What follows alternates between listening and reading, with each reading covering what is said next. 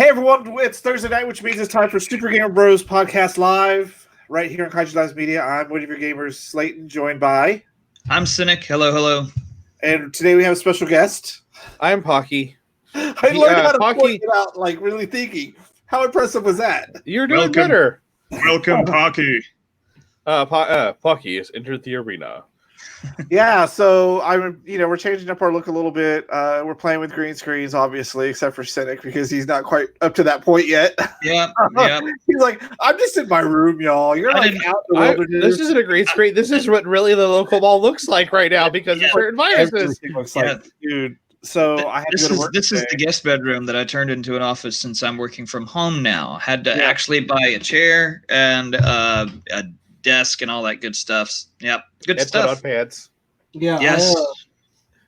Maybe. I had to go to work today, and it was really hilarious because there's like sheriffs on every corner, and I had the paperwork to go from the FCC and the CDC because I work in radio, and it was like my building was locked down. There was nobody in the parking lot.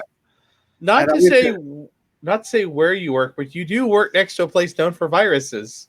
No, I work across the street from ACC Highland. It's a college. No, the other side. To your east or west. I don't know what you're talking about. There's a Jack in the Box one way and a strip club to the next. You're talking about the strip club because there's probably 30 diseases in there. Yeah, that's what I'm saying. So yeah, it's been an interesting week. A lot's happened this week more than last week. I did get my my stuff extracted, the wisdom tooth out of this side, and I'm actually okay to talk today. They're pulling my sutures tomorrow, and they may do the other side, so we'll see how everything goes. Last week was super fun. Yes, hello, Courtney. Yeah, I was a little lightheaded last week. You were clinically dead from all the painkillers that you were taking. That was great, and that was even before you got you went under the knife there because I was having some massive wisdom tooth pain. So that was fun. I don't quite remember what we talked about, but I do remember. You mentioned my name, and then I showed up. So let's get this started with our question of the week. This week's question is, what is the most surprising game you've ever played? Because I was thinking this week, there have been some really good, underrated games that have just been amazing that people didn't expect to be amazing. There's been indie games. There's been all sorts of things. So what is the one game you have played that you didn't expect to be as amazing as it was? And I'm going to let you two think about this while I kick it off with the first one. So mine was Incredible Crisis on the PlayStation. It was the most bizarre game, strictly Japanese game. You played a family of 5, and you went through each story of the day with each person and the fucked up world they were living in. Like the little kid's teddy bear turns into a kaiju, and it's his dad. Well, one of the parents, you had to fight it. There was one where one of the kids got shrunk, and you had to survive through the backyard. I mean, it was completely crazy. It was called Incredible Crisis, and it came out of nowhere, and it was so much fun. Like, I wish I could get that game again. It was so stupid. The giant teddy bear terrorizing downtown was an entire level. Like, oh my god. Yeah. Sounds super fun. It was super fun, but I did not expect it to be that way. I just saw a couple pictures. I think what sold me was the teddy bear terrorizing downtown. The 50-foot teddy bear. That's what sold me on the game, because you used to be able to look at the back of the games. And it literally was one of those indie gems that was very, very Japanese that we were surprised we got over here. Very cool. Who wants to go now? I'm good, unless Pocky wants to go. No, I can go last. I'm good. All right. Pocky's going to make you go first. Well, luckily, I have a couple in mind. One, this just kind of popped in my head out of nowhere. Back when they made an Incredible Hulk game that didn't have a movie coming out, there was no license. And I was about to say, we're not going down that route, are we? No, we're going Incredible Hulk Ultimate Destruction. And if nobody has ever played this game, I remember getting it, in 2005 or something like that. It was on PS2. I actually still have this game. You're feeling talking here with how bad this game is. Come on now. No, it wasn't that bad of a game. The entire concept was just destroy as much as you can. It was needed to. Well, the whole concept was just this was when Grand Theft was being put in front of any title, and because I don't know, Grand Theft Auto came out a few years before. Spider-Man 2 was called Grand Theft Spidey. Then they had to do Grand Theft Hulk, and Grand Theft Hulk was amazing because you would literally destroy buildings. You'd pick people up and flick them. Like if you were fighting, if there were normal people around and you just wanted to kill them, the game wouldn't let you. I mean, I'm sure it killed them, but it didn't look very bad. You could pick up cars, smash them, and make gloves out of them. You could smash a bus and surf on it. You were picking up tanks like the Ang Lee movie and swinging them around in circles and throwing it like the frickin' Cesaro Great Swing. Like it was ridiculous. And it was so unbelievably fun. And the fact that it wasn't tied to a movie, so they really got to take their time. It was a super fun game filled with explosions. You got to level up the Hulk, and he would do these crazy gamma. He would turn himself into a gamma atom bomb. Like it was ridiculous. And so I remember a friend coming home and saying, "Dude, would you look at this thing? It's absolutely ridiculous." And so I ended up going and buying it used from GameStop or wherever it was. And yeah, my mouth was open for the first 10 minutes that I was playing it, just going, "Oh, am I really doing this right now?" And as I'm leveling up the Hulk, because you have to do perks and all that kind of thing, I'm like, does that perk say surfboard bus? What the hell is that?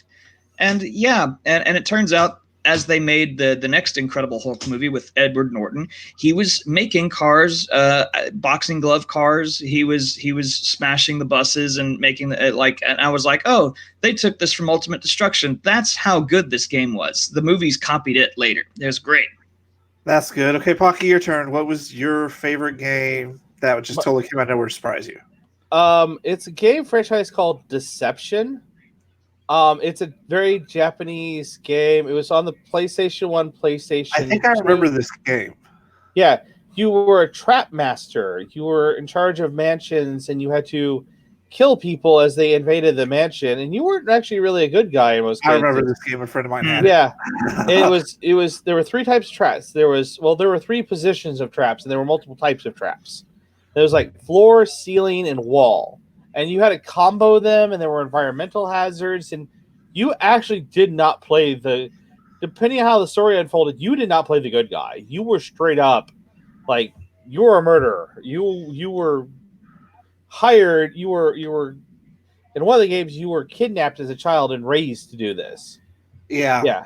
Fun. Okay. It was a really, because the comboing in that game, you could just, do thousands of points of damage off, 3 traps and, springboard off of an electric chair and then have them hit by a rolling giant, Indiana Jones style rock and then getting pit into a pit. It was one of those fun games where you just created the ultimate contraption. My friend made the craziest contraptions in his game, dude. Oh yeah. So it's been a lot to talk about this week. So let's go ahead and get into our news. Let's start with one of the big game releases, Animal Crossing. There's complete mayhem around Animal Crossing New Horizons. Okay. So first of all, people are review bombing this game because I did not know this. You are locked to 1 island per Switch. Not per account, per Switch. Ooh. So I could make my island, and Phil could not make an island because I've already made one. And you at home, you could make an island, Cynic, but Allie couldn't. Same thing with Courtney and I. Yeah, I don't understand that decision. So users are review bombing the crap out of this game. Sir, that is part 1 of that problem. That is brutal. That is part 1 of that problem. What's part 2 of that problem? Local multiplayer cannot trade items. Yeah. And they cannot affect the item. Also, if you own the island, you can't pick up anything either. So if you have your friends over and let's go apple hunting, right? Let's get you some apples. Let's go do this. You can't pick up apples. You can't affect your island while your friends are visiting. So, also, Nintendo there's a whole bunch of also the huge delays on building everything is really pissing people off. They're not very happy. But I dropped by 20 points. Unhappy. Yeah. What I also find funny is The other thing people are doing is they keep deleting their islands if they have pear trees on it, apparently, because pears are green and the trees are green, and people are vanity whores, and they're so pissed off that they're rebooting their islands nonstop until they don't get pears. Huh. That was an actual news story this week, is how pears are the worst thing in Animal Crossing. I was like, collect all the pears to trade. Wow. But Also, that's not even the best part of it. Item degradation? No. Okay, so for everything that's wrong with this game, there are some things that are right with this game. Are you ready for this? Yeah. People are turning it into a horror game. And they're taking these weird pictures on the Switch with, mind you, the filters and everything. And it's become this like horror contest to create the creepiest pictures. Like, I think this was pretty good right here. Oh, that's fantastic. I really like this one. I don't know what. Where's the second? Oh, wait, no. So she is the murderer. Okay, I was like, where's the one in the back? Create your own patterns. Don't even ask me about this one. One is enough. Oh my god. Turning it into this horror game, and they're having so much fun with it. And there's like this entire catalog of horror patterns where you can put blood splatters where the animals wash up on the beach, and you can wear the most you can have your organs on the outside of your clothes. Like, people are turning this game into like horror fodder, and I absolutely love it. I think it is the funniest thing I've seen ever come out of Animal Crossing ever, because it's so perfect. Yeah, that's fantastic. So perfect for that. It's not even funny. I like all the people that are also putting other video game clothes into it. Like, so like three groups I belong to have made all of the Persona cast clothing. Also made the Master Chief armor. Has also made like if you want to look like the Doom guy in Horizon in the game, you can. There's a QR code for that. Yes. So it may be getting these horrible reviews because they messed a lot of things up. But apparently they got the customization aspect correct, because you can literally wear your organs on the outside. That's awesome. It's again, leave it to Nintendo to only Nintendo something up when it comes to doing multiplayer. I don't understand that at all. Like, I haven't got my copy yet because everything's been delayed. But I'm going to get in there and start really... And I cannot believe it's one island per Switch. And it's so to the point of... Why? Like, you knew, but you didn't tell anybody before this came out. You knew you couldn't pick things up when you have your friends over. You knew this, but you're like, look, you can make your own outfits. And everyone was like, woo! So Nintendo actually, Nintendo did try to defend this by saying the reason you can't have local and multiplayer is so that you've done that your friend doesn't mess up your island. I'm like, if my friend is sitting right next to me and like dicks with my island, I will dick punch them. Yeah. It's like because that would happen to Minecraft. You'd build all these great things, people come in and just blow it up. Well, yeah, but Minecraft didn't just made a mode where you can flip that off. Yeah, I mean, I think that I agree with you. They should have made it an option where you could turn it off and on, but like I said, leave it to Nintendo to only make a problem that Nintendo would invent. I know, just like the Pokemon Sword and Shield Online. I have a question. I have a question. So it's one island per Switch. So if I bought 2 copies of Animal Crossing, would I still only be able to have one island? Yeah, because it's saved onto your memory card. That's crazy. I know. What you have to do is take out the memory card. You have to take out the memory card. You have to do this, and you have to. There is a way to do it, and I'm sure that process. But I'm sure it involves wiping your whole save file off and everything like that. But you're right. That's a problem Nintendo invented for this game for reasons. I don't know. That's weird. So, we're going to wrap up our Nintendo talk, because the other fun thing that everyone's discovered is because of this coronavirus, you can't find the Switch anywhere. It is one of the most elusive items for you to try to find out in the wild. That and toilet paper. Well, there's no problem. Like, we have 2 meat markets here. They're stocked full of everything. But you can't find a Switch anywhere. People are absolutely just crazy for it. Yeah. I mean, it's great. And then also today, out of nowhere, they did a Nintendo Direct with a bunch of games that are coming out. It was all pretty interesting. I hadn't had a chance to watch it yet. I just got home. So, well, one of the things that I thought was funny is they were talking about they're bringing the pod racing, straight up port of pod racing over to the Nintendo, and I'm like, that's okay and all, you know. Gimme! I still have that game again in a box somewhere. It is fantastic. It is one of the best racing games ever. It is. I'll be excited to get it. It's like the second best thing that came out of Star Wars Episode 1. Can I change my answer for most surprising game I've ever played? No, but what I wish they would have announced was Space Shuttle 5. Super Bombad Racing. Oh. No. I'm off. I'm sorry. Bye. Horrible game. No.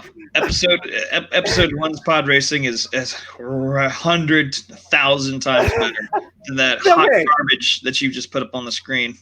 Why did you do that to us? Because that game was flawed, but I had so much fun playing Super Bombad Racing. Like, if there was going to be a franchise to really, like, Sega did an amazing job with All-Star Racing Transform doing the Mario Kart formula with other characters.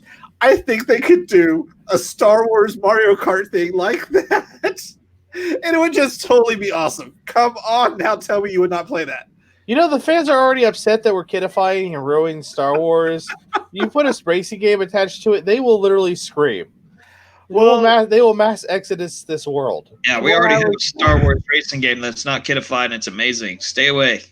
So as I was looking at the things they announced, that it's a lot of ports of really old games. Like, they're not even really remastered. Like pod racing is not remastered. No, I like podcast racing. They're bringing Jedi Knight Academy over, but I think there's more multiplayer features, so it's kind of more like Gauntlet if you want to play it like Gauntlet or Diablo.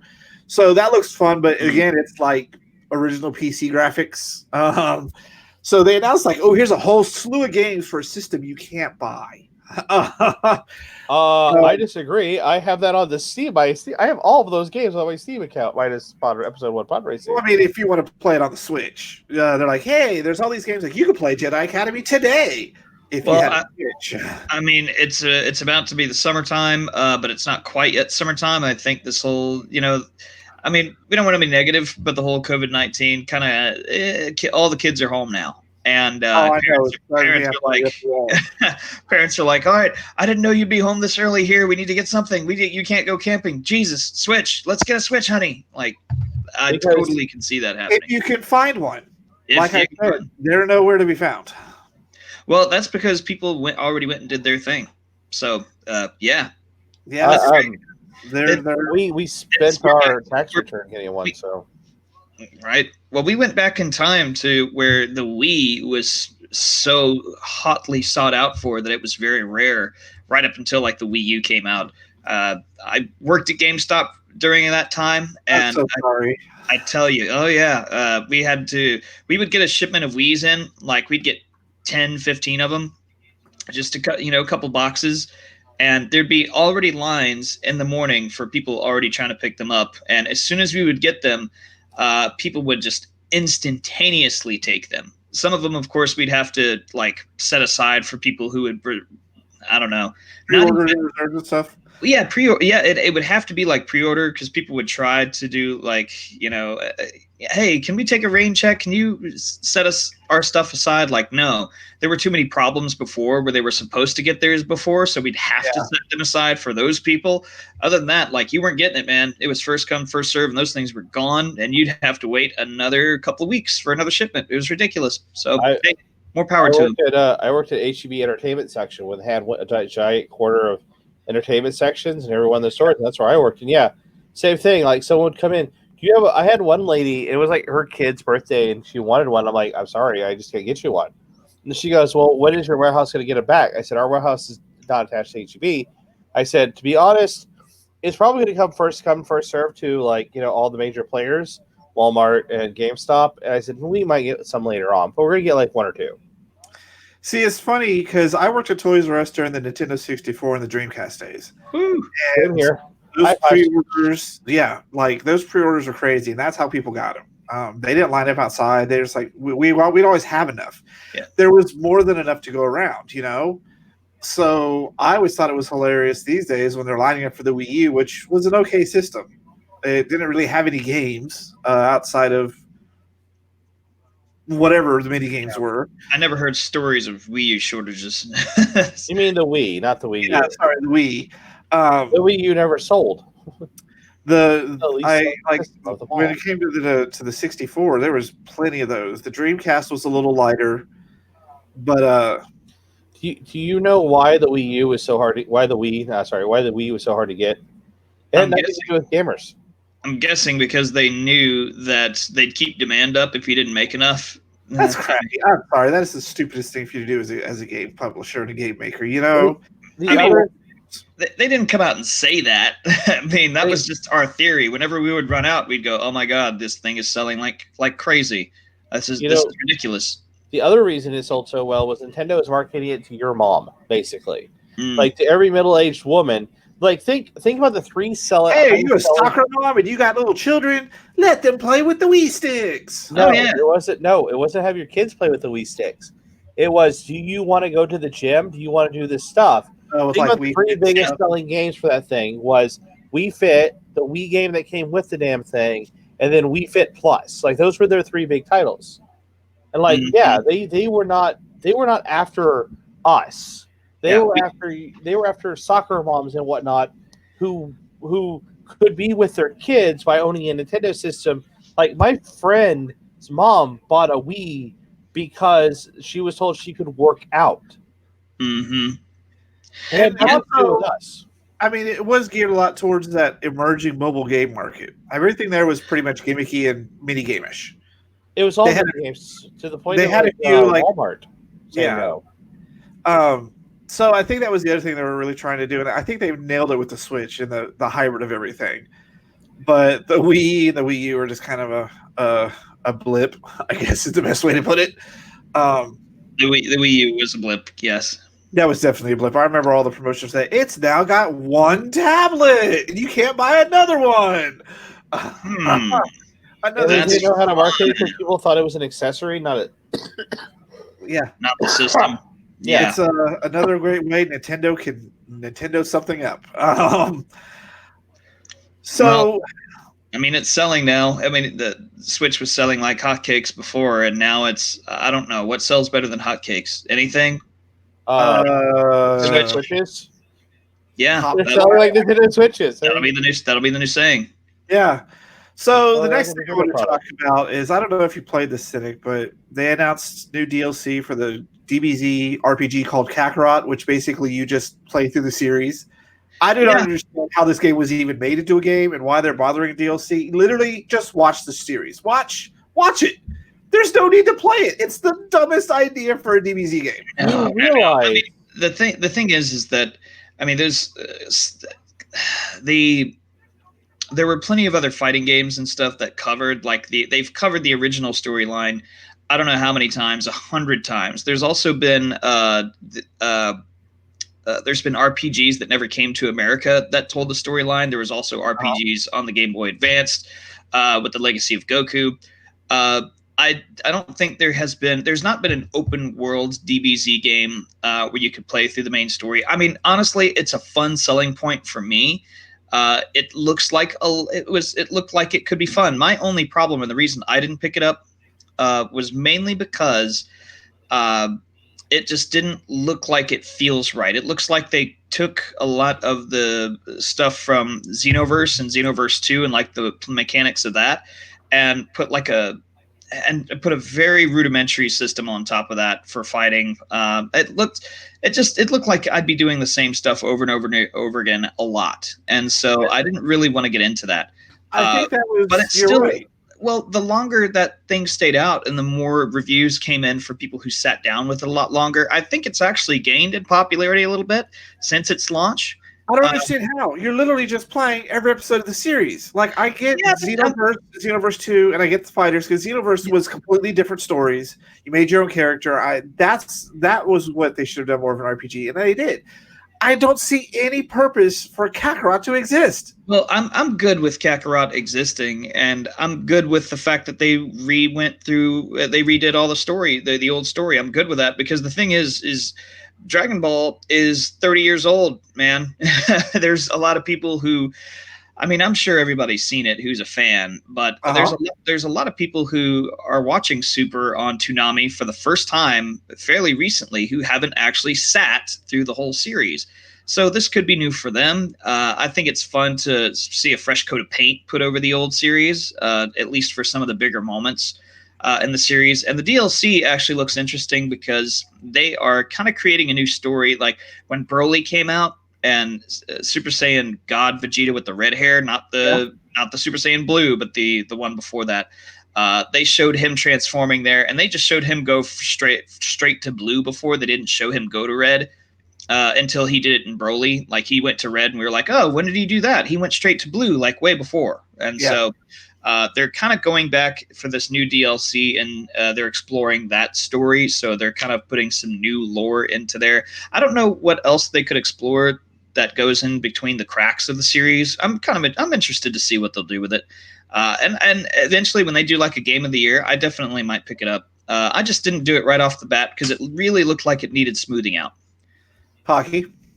I agree with a lot of what Cedric was saying. It's like well, this is also nothing new either. Even with I'm just discounting Dragon Ball Z. Hell, the Naruto fighters were literally the franchise told as fighting game. Fighting game. And then there was also fighting game like Dragon Ball Fighters, where you're just having fun.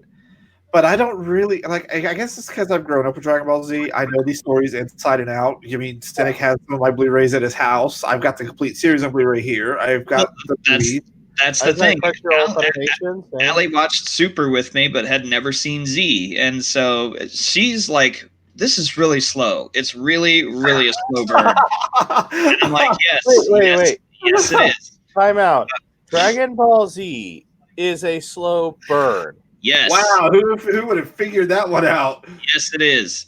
I know you're thinking of all the pew-pews and the pow-pows and the power-ups, but I mean, when she's watching an episode and halfway through, like Vegeta and Nappa land in this city, and then Nappa spends the next 10 minutes screaming before he turns his finger up and evaporates the city. She was like, "Whoa, that was cool. It took forever." I'm like, "Yeah, I know, but that thing takes more time than I'm going to blow up this planet in 5 minutes. I'm badass Frieza, and 2 hours later, they're still fighting, and the planet's still about to blow up.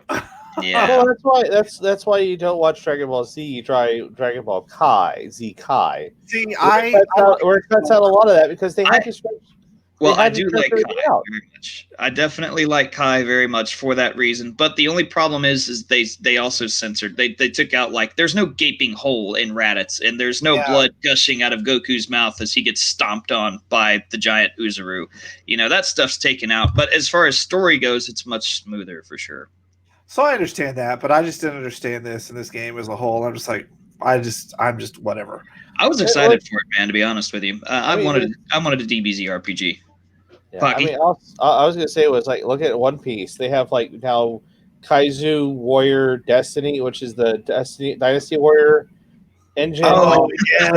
It's number 4 because they're still going through the parts of the franchise. I'm sorry. Like on episode 700 and something. Yeah. I love the Dynasty Warrior engine. That's one of my favorite engines. I love that hack and slash type of game, and I could see One Piece just rocking that out. Yeah. Oh, it does. I would love to see a DBZ version of that where you would just fight armies of shit coming at you. Like, I love it. I freaking love it, especially when you're playing with people. You just see the swashes of people dying in front of you. Oh yeah, I love it. That would be a perfect opportunity for a new story because armies usually don't get thrown at them. It's all about one-on-one fighting and stuff. So I'd love to see an army of, I don't know, Cybermen. Army of Cybermen. Yes. Cybermen. You have what's those little green things? It's the Cybermen. No. There's the cybers, and there was also those green little creatures that like blew up Yamcha. Yeah, those are definitely Cybermen. Those are Cybermen. There's also the lookalikes from the World's Strongest, or as Dragon Ball Z Abridged put it, "We are Biomen." And so yeah, those guys. So I enjoyed discussing that one. I didn't think about it the way that you thought about it because Dragon Ball Z has just been such a part of my life since I was like a teenager. For sure. Oh, my age here. I've owned it on it. Like I've said before, I've owned it on every medium from VHS on. I have it digitally. I have Blu-ray. I've got it all now. Yep. So let's go to the next crazy fandom, Pokemon. I'm not touching this. Bye. Here's this week's Pokemon news. So, Pokemon Go, because everyone's stuck at home, released a bunch of new features, and they released this battle pass where you can fight people. And I've done it, and it's pretty fun. it's very unbalanced because when you go to fight someone, the Pokemon build up a super, and when they go to attack you, you have two shields that completely block it no matter what. Ooh. So literally, everyone's blocking the first two super attacks, and then you're just literally pushing your phone like this back, trying to get another one built up fast enough. And some Pokemon literally build up in 2 seconds, and some don't build it up at all. So there's some weird balancing issues. But what I found interesting was this week, people are purposely losing those so that they get like the easiest opponents so they can go win a couple and win some things. I don't understand the point of that because you're not really winning anything major. It's like, here's some spice and here's some Pokeballs. Like, it's not like you're winning anything huge. These Pokemon fans are crazy. Like, I mean, it's either win a few and then you kind of level up and then you fight people who are kind of on your level. And then you go, I just got my ass kicked. This person's on my level. That doesn't feel good. I don't like getting my ass kicked. It's not even like that. There's a level cap for the Pokemon CP level. So you can have anything up to there. And everyone's pretty much at that level cap every time you fight. You don't know what they're coming out with. So it's 3 of them. So, I mean, it's not even like you're being tested with someone that's your skill level. It's just completely random people with the same 3 things. I didn't quite understand that. But what I really didn't understand is, okay, God bless the Pokemon. Like I say, God bless the Sonic community. I just want to say God bless the Pokemon community because the other big Pokemon controversy this week was how did a Whalmer end up in a pond? It spawned this entire lore and history and conspiracy theories because someone wondered, how did a giant whale end up in a pond? Hey, okay. What are the theories? Like, what are the theories are a shiny probably released a box full of Whalmers. They can fly, so maybe they drop some eggs in there, like stuff under. Like it turned into this big conspiracy this week, and I was like, this is hilarious. Like, you really don't have anything better to do than say, why is there a Whalmer in a pond? This is the definition of lockdown. Yeah, well, my definition of lockdown with my friends this week, I'll tell you about after this, but oh god. So Pocky, what were you gonna say? I said maybe it's Captain Kirk from the 1980s. Yeah, I just don't like. God bless the internet. God bless the fandoms. But remember back in the day when we didn't take things this far, we just said, okay, it's just a water-based Pokemon. You're in a water-based territory. What universe did you live in that we never took anything that far, sir? We didn't when I was a kid. Like, we did have some fun with it, but we did not take things nearly this far. Well, back in the day, I mean, you didn't have Whalmers in ponds. That's why we have to ask. You didn't have kids crawling into sewers trying to find the Ninja Turtle, sir. Yeah. You didn't have kids painting their faces bloody greens, claiming to be Leonardo, Donatello, or whatever. Well, you didn't have people standing in line for hours so they could see a Teenage Mutant Ninja Turtles live concert. I understand that, so I'll give you that much. But when I say taking things too far, I'm like going into the deep dive world of the fanfic world and coming up with these bizarre theories, like the fanfic we read where Hogwarts had sex with the squid. We did not do that shit when I was a kid, y'all. Because the internet didn't exist when we were around, sir. At least not for the local. Has allowed everyone to go crazy. Yeah. Well, it's not that it's allowed everyone to go crazy. It's that it's allowed the crazy people and the introverts to post their thoughts. Because, I mean, before they'd be written in what journals, and you'd have to go in their room and find them. Yeah, it was always a little crazy. So it's hidden behind the naked furry wall scroll because they know we can find it. You know, sometimes I feel socially awkward and a little crazy, and then I run into just truly socially awkward, crazy people. It's true. Go to the Sonic Reddit board, you'll be fine. Yes, exactly. I made the mistake of going down a Sonic meme list, and I did not know transgender Sonic was a thing. So is transgender Spider-Man. You should have known. And transgender Tails. Not transgender Tails, transsexual Tails. I had no idea that was a thing either. But this is what happens in quarantine. So what happens when I'm in quarantine with my friends is this is the conversation we had the other day. Would Great Baby be considered a kaiju? I think he's too Yes. small. No, we're all not all too small. The weight classes for kaiju are like in wrestling. So we had this entire conversation about Hanna-Barbera characters and where they fit into the kaiju verse versus Jabberjaw and like Clifford. And then we talked about how Top Cat was the beginning of the Thundercats. And then we started going into King Kong and Godzilla and how they would take on things and why Clifford would win because he would go feral like Wolf Cop and how like this is on my Facebook page. You guys can go and read this. It is this is how we talk. Like this was an hour-long conversation. I think you're going to bring up Wolf Cop anytime you can. I've been meaning to go watch that because oh my god. Yes, Yeah. I have it. That was the best synopsis you've ever given me for any movie. Like it I have was Ninjas versus Aliens. Ninjas versus Aliens. That's damn good. I also have Evil Aliens. That's a bizarre movie. Like, and I didn't know there's like a whole wiki for Grape Ape apparently. It's much like Rule 34. If it exists, there's a wiki of it. And we went into starting about how Rule 34 was if it exists, there's porn of it. Yeah, Correct. Well, it goes into lots of other things. Yes.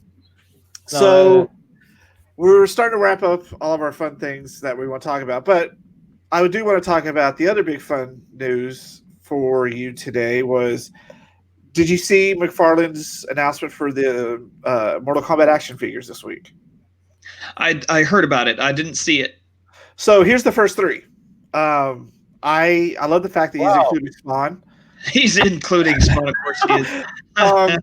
I think they're pretty. Like I haven't bought a McFarlane toy in forever, but like he would always do these really good jobs with them. So it's Sub-Zero and Scorpion and Spawn. Why is Sub-Zero completely encased in ice? I have no idea. That doesn't make any sense. But I had the Spawn statue that he's standing next to, and that's the new Spawn figure. Looks great. But what I laugh at is every time they do Spawn toy pictures, there's always a random shot of his crotch. I mean, I know they're showing the jointing, but there's always a random shot of his crotch. Like they're like, oh, here you go. So I think it's fun that he's doing it.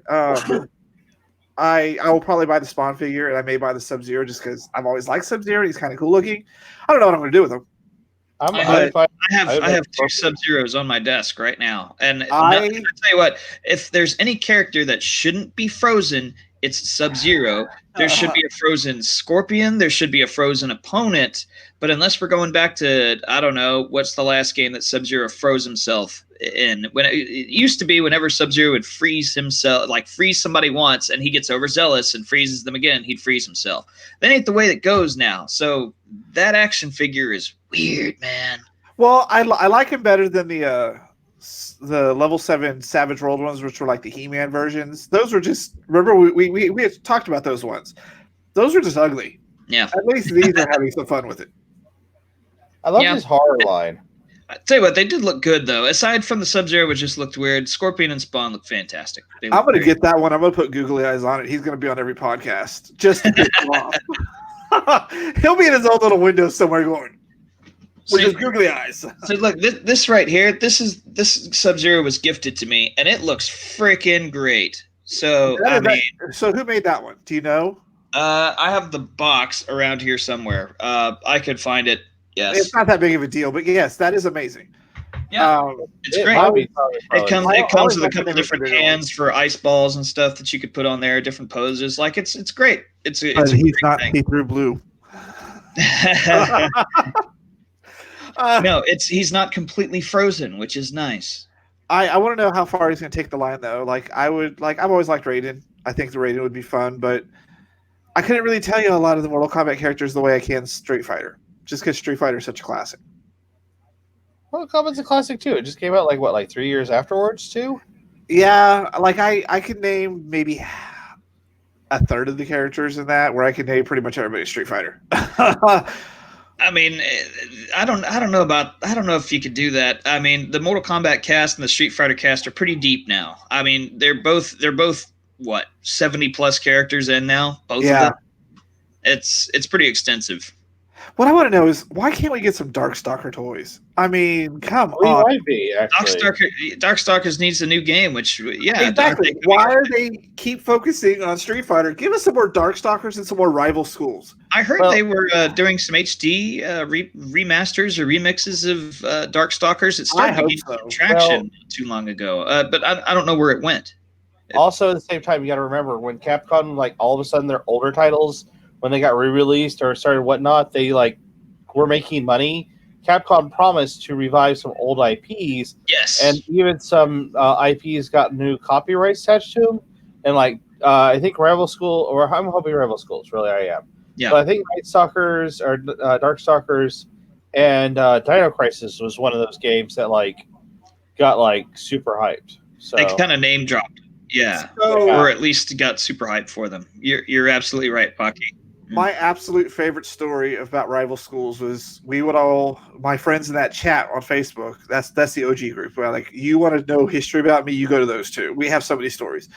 We would go to CC's just to play Rival Schools. Like there was a CC's in our neighborhood, and we would go there, and then my team was always Helmet Masked Akira and Tiffany, and it would drive people crazy. I played Akira so much I unlocked Unmasked Akira, who's a girl. And there's all these kids watching me pull off Tiffany's kissing heel move. It was hilarious. Parents were so pissed off that they complained enough that they pulled the game out. Because there was a lesbian kiss scene. That's bollocks. It was that we went every day to play that game. And I had the same two team members, and we would just have the best time. And we played the character so much we unlocked the alternate variants. And then they pulled the game because Akira happened to be a biker chick kissing the slutty cheerleader boxer chick. Well, I don't see any problem with that, but different times, I guess. It was definitely a different time. Times have not changed. I had a coworker complain that too many gays in open media now. So people are dumb. They're just dumb. And I like, but really name one.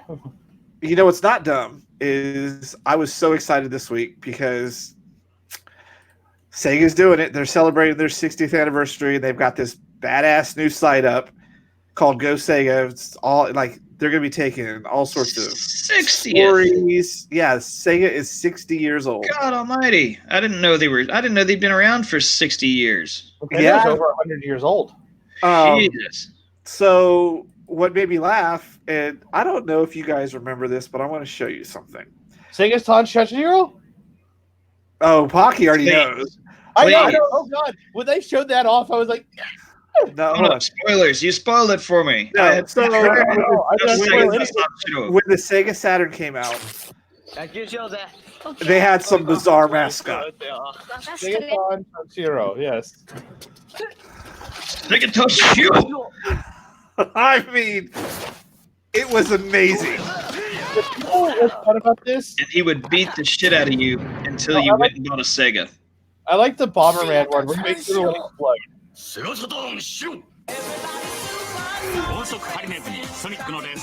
Yeah, you better not be without a Sega Saturn whenever Sega Tanjiro is around. God bless Sega. If they were still making consoles, they would not be Nintendoing it up. So do you want to know something funny? Why this is also really big in Japan? The actor who's playing Sega Shiro, is the original Kamen Rider, and like, so he was a big deal, like to you. Like, his run for Kamen Rider was like ended years after this. So everyone's seeing this actor come back, which is like everyone's so excited. No, sir. So you need to show the last commercial. You need to show the last. So they announced, and this is what I'm loving, that the official mascot of Sega 60 is Sega Shinjiro's son. Yeah. He doesn't body flip people. He does that count. I am just like, they're just going to rock this year out, y'all. I'm just going to say it right now.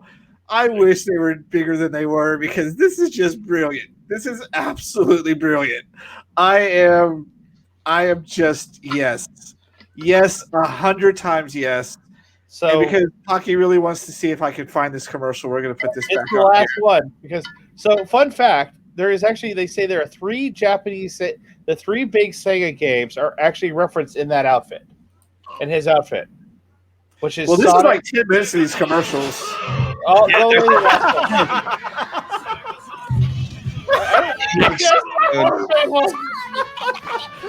And I played Bomberman on the Saturn. Oh my god! Can you skip all the way? No, kid. Yes! No, kid, you know what? Santa isn't coming. A million times yes!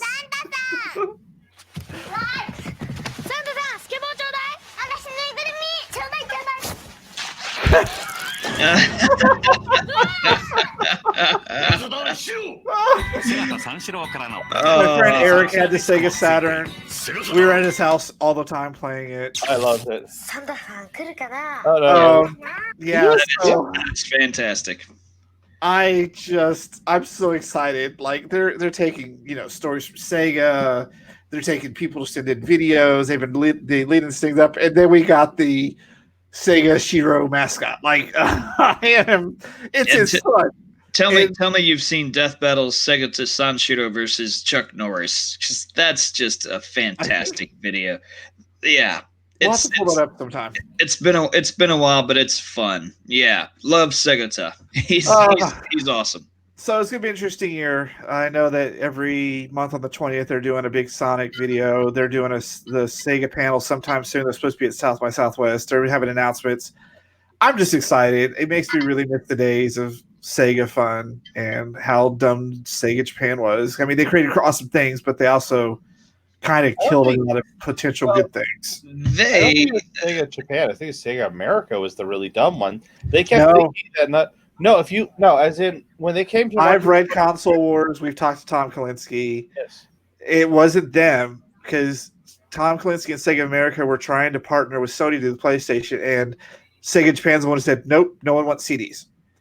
And we would not have gotten the Sonic the Hedgehog we have had it not been for Sega of America, because they would have, Mr. Needlemouse with his bimbo girlfriend was not going to sell. I mean, the reason Sega became what they were was because of Sega of America, and then Sega Japan started freaking out, putting more wrenches in the system, and that's what killed Sega at the end of the day, because they pushed out the Dreamcast instead of partnering with the PlayStation. The whole thing was said and done, and Sega Japan went, nope. Well, Sega Dreamcast was also way ahead of its time. It relied it was relying on the internet a lot. There was a lot of little gimmicks like the memory cards that you could take out and play. They had some multiplayer stuff, some internet stuff, and like that stuff just wasn't. People weren't used to it, so they couldn't really get. And it was features they were going to bring to the PlayStation, the cooperative console development, and. Yeah. But also, Sony was working with Nintendo. Also, remember that's why. But Nintendo was the first one that said no, we're not doing it. And Sega was like, Sega's big thing was Sega Japan, Sega America during the Dreamcast era. Their big problem was they didn't think they kept looking at games going, these are too Japanese, they'll never sell in America. They did sell. We sold a lot of Last Man. We sold a lot of Space Shuttle Fighter. Like we sold Dreamcast games out the wazoo at Toys R Us. But there was games that never came to the United States because they thought they were too Japanese. Like one of the biggest system sellers in Japan was Soccer Awards. That never came to the United States until the PlayStation 2 toward its end, and that was the 5th game in the franchise. True. I mean, but it's nice to think about what could have been. But I mean, also Rival Schools didn't technically come out except for the second one. And then even then, that was someone having to cheat to get it out. So we're at the point in the show where we're almost done. I have a topic to talk about, you guys. But first, let's give Cynic about 5 minutes to talk about Doom Eternal, because I can just literally see it coming out of his eyes. I thought that was... like he has been sitting on this for 48 minutes now. Oh, no. I've been enjoying ourselves. It's always fun having Pocky on and hearing the banter. You know, it's fun. I do want to get out of the way. I love Doom Eternal, of course. I got it on day one, and it was pre-ordered and just ready to be downloaded, ready to be played. So I was super hyped for it. I love, let me get this out of the way. Doom 2016 was absolutely one of my favorite games of that year. I Absolutely love that game. People say there's some pitfalls with the multiplayer there. I still loved the multiplayer, and the single player up to that point was still one of the most fun single player experiences that I've had with a first person shooter in a long time. So Doom Eternal follows in the same vein, feels very similar. It's much, much more frantic, if you can believe it, than Doom 2016. My only gripe is that there, when you first start off, you don't feel nearly as strong as you did in Doom Eternal, in the first Doom, or Doom 2016 rather, and it's much harder. It's a much harder game. The reason being is they don't give you nearly as much ammo. You have to flip to different. It's like your Pokemon or your rock paper scissors kind of thing, where certain weapons will do certain amounts of damage to other characters as well. So you're constantly having to flip through your different weapons depending on what you're fighting on the fly. You'll run out of ammo for those weapons. You'll have to flail around looking for smaller people to spawn in and chainsaw, because that gives you more ammo. So instead of there's luckily still some health and ammo drops and all that type of stuff around, but I've very often found myself just cornered and without ammo, because I haven't been running around, and like you're not really supposed to have a reload button in Doom, but the ammo shortage at this point is to the point where the chainsaw is kind of your reload, which is fine. It's a lot to have to think about all at once, so it's not as much of a relaxed experience as it was in Doom 2016. I actually beat it not on the hardest difficulty. The absolute hardest difficulty on 2016 will start you over if you die, like start the game over if you die. Oh, see, I would play that way just to be jacked up about it. I mean, I played it on the one before that, which was you take the same amount of damage, but it doesn't start you all the way over. So it was basically the next or the hardest difficulty. I think it was Nightmare. Ultra Nightmare was the messed up one. So I know I want to go through Nightmare in this game, or whatever the next hardest difficulty is. That's not starting you over. I just don't have that kind of time in my life. See, that's when you should have co-op. Like, if you had a co-op mode would be hilariously fun, because someone could revive you or just let you die. Yeah, it would be super fun to have co-op. I definitely agree with you there. I just think that it's super fun game. Definitely super fun. It's definitely not as easy. So if you're looking for easier than Doom, it ain't. It's much harder. Doom isn't supposed to be easy. It's not supposed to be easy. Yeah, it needs to be a challenge. I have found myself very addicted to this type of play style, to this, running around and having to kill things for ammo and health and armor, and there's rechargeable stuff that you have to manage. The one thing about this game is that you really have to manage the rechargeable grenades, the rechargeable flame and ice grenades, the rechargeable chainsaw. All this stuff has to be managed to make sure that all your ammo doesn't go away. You're constantly having to either refill your ammo with chainsaws, or you're having to save your chainsaw, pick up more chainsaw ammo around so you can kill the biggest thing on there, so you don't spend all of your ammo on this bullet sponge. Yeah. It's pretty. It makes you think, and I do like that very much. Actually, I know I've kind of been presenting it as a con. It's not. It's highly addictive and super fun. They've also added a story in there.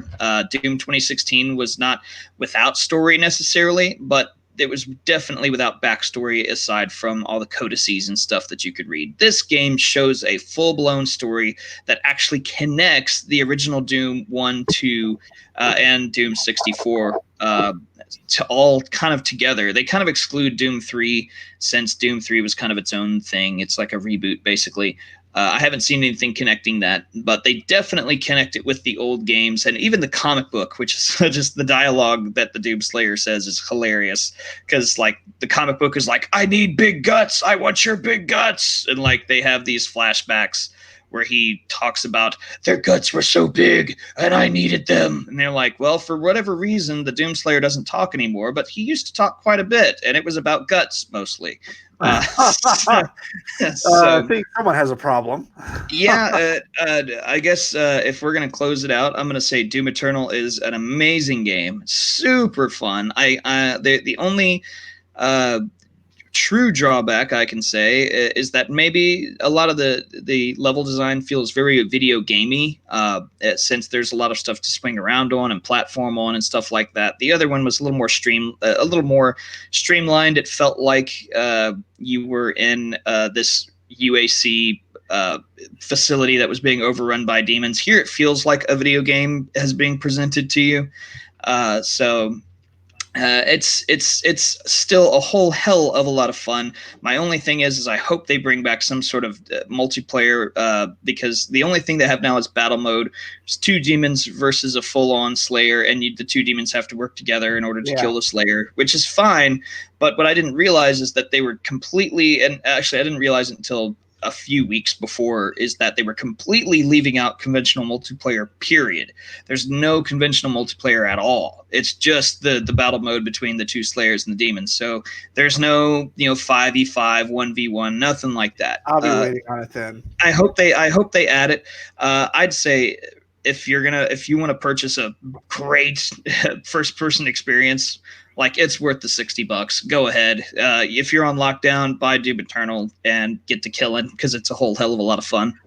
Would you recommend it for somebody like it sounds a lot like Devil May Cry, in the sense of beating it or learning it at a basic level will get you success, but mastery it is where you start getting better at the game. Like, if you play Devil May Cry 5, I don't think Doom was ever meant to be as complicated as Devil May Cry 5, or like those games like Onimusha, Devil May Cry. Doom is more like, it's straightforward. You know what you're doing. Well, except but Devil May Cry and Doom both also have that, like, as he said, certain weapons do better damage. It's learning how to combo that better. Well, I'm with Pocky on this one, Slayton. I do think very much that it's a kind of easy to play, hard to master. I would say it's hard to play and harder to master, because I'm only playing on the normal difficulty level, and usually when I'm going through a game on normal, I'm kind of cruising through it, and this one's really pushing me. And so I'm thinking to myself, because I do love going through games. Once I go through it on normal, I like to have a good relaxing experience with it, especially if there's going to be some type of story. I want to have some fun with it, and then I want to go in for the challenge.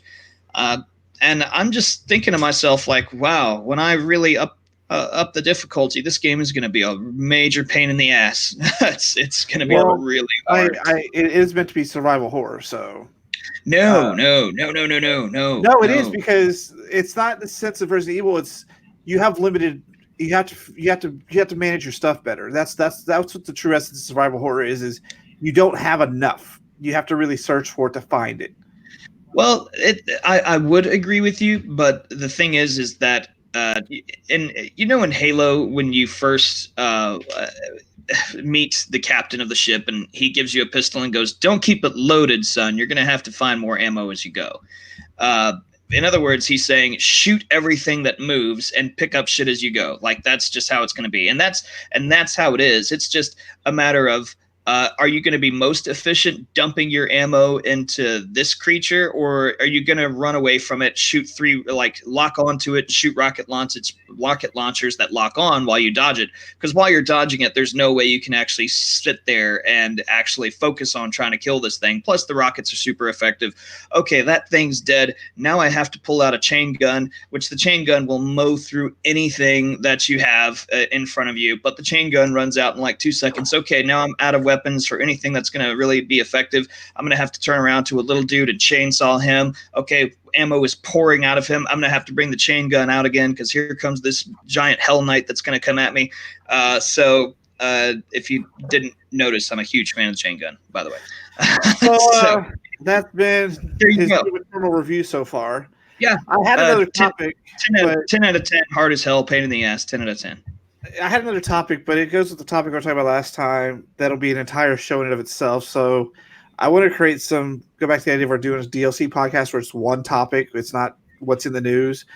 because I was thinking about it this week, and I don't even want to ruin it. But when do you guys want to do another one of these this weekend? Maybe. I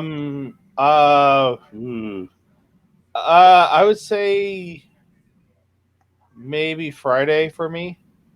Well, I'm going to have to play by Sunday- ear if I get surgery tomorrow or not. But Okay. I do want to do specific topic only things. Okay.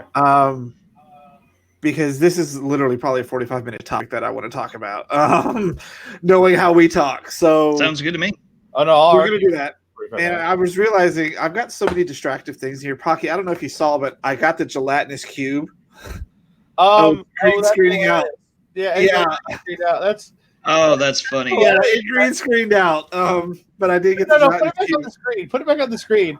Oh, Try to level it up. No, level it up with the eye, the creature. It's kind of that's kind of hilarious.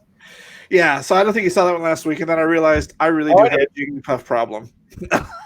No, sir, you don't have a Jigglypuff problem. You do. I have a Jigglypuff problem. So if you had a Jigglypuff problem, everything. Oh wait, you do. That's been it for this week. It's been a lot of fun talking about everything. We will figure out everything we're doing because Pocky's been doing a lot more streaming, and we have to get back to our Sunday streams as soon as we get done with all this dental stuff. Because Sunday, I probably won't be able to talk if they do my other extractions, so we'll have to play by ear. But so follow us online. We'll be back next Thursday, same time, to talk about the news of the week, and then we will figure out when we're going to do these very special DLC podcasts. Because I have two topics to talk about, and I think the one that I really wanted to do today is it's pretty big. It's about where games are going and how it may affect people in the future. Because I didn't really think about it till I did something this week, so I'm not even going to ruin it. That's as far as I'm going to say. So we're done for this week. You can find me on Xbox as Slayton. Cynic, where can they find you? You can find me on PS4, Xbox as Henzard. You can find me on the Switch as Cynic. Well, no, you can't because you got to have a friend code. So It's true.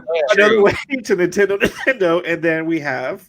I will be on. I will be Pocky _ KLM. I can't remember because they keep changing her name. Yeah, KLM on Mixer. If you want to watch me there, I have a Twitch account, but it's Pocky _ KBTV because it still won't let me change. I haven't changed my name in like 2 years, and it's like, let me do it. So during the quarantine, I am working on getting the rest of the website done and advertising for us better, so everyone will know. So that's where we're at this week. I hope you guys had fun. Once I get Animal Crossing, you can bet I'm going to make some scary shit in it. Mini Jigglypuffs with knives coming up to you while you sleep in bed. Yeah. Come on now. It's the Mega Bloks Jigglypuff. I paid like $6 for this thing. Love it. You have a problem. The Magic Carp because I love Magic Carp. It's one of the latest ones. I feel like the useless ones. I love the useless ones. All right, so that's it for this week. We'll see you guys next week, same time, same place, and we'll talk about what's going on in the news then. Say bye, everybody. Bye. Everyone. Hope the world doesn't end. It's not going to end, Pocky.